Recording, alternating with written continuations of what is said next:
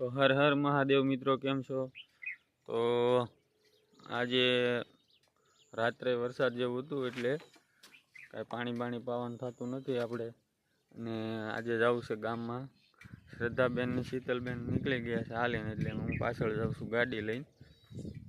ગાડી હાલે એવું નહોતું, પણ હવે ગારામાં હાંકીએ છીએ.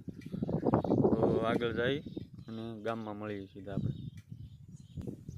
અને સ્વાગત છે તમારું અમારા વ્લોગમાં. તો અમારા વિડીયો જોતા રહેજો.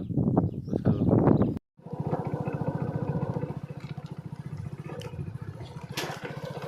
માપસરનો વરસાદ થઈ ગયો છે. રાત્રે હતો, અત્યારે નથી. વરસાદ આવે એવી સંભાવના છે ખરી.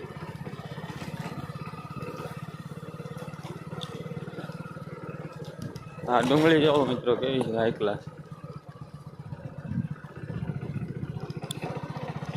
મારે વાડીએથી ગામમાં જવા માટે જોવો મિત્રો, આમાંથી જ ગાડી કાઢવી પડે છે ડેલી.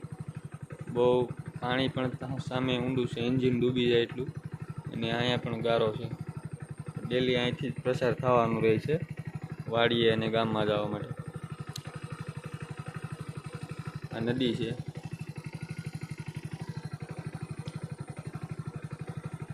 તો મિત્રો અમે પહોંચી ગયા છીએ કિશનભાઈની વાડીએ.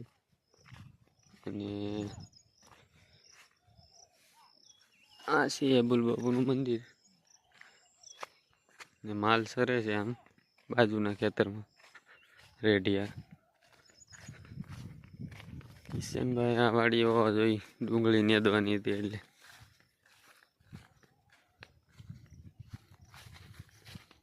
કિશનભાઈ રે ઘડીક મજાક કરી મસ્તી, પછી પાછા વૈયા જઈએ આપણી વાડીએ. ગારો થઈ ગયો છે.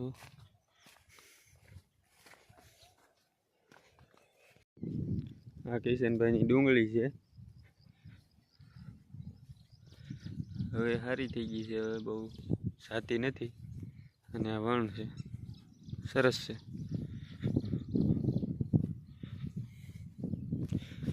આગળ કિશનભાઈ ને બધા નીંદે છે.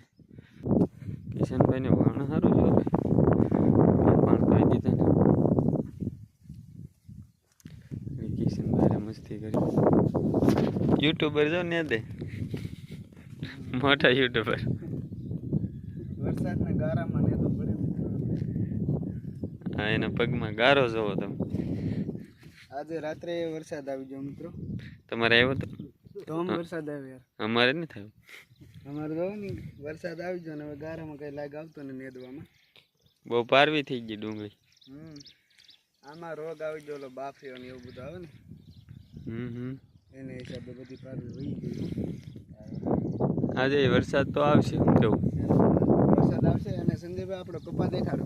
બતાવ્યો પહેલા જ બતાવ્યો. કેમ છે કપા? એક નંબર છે.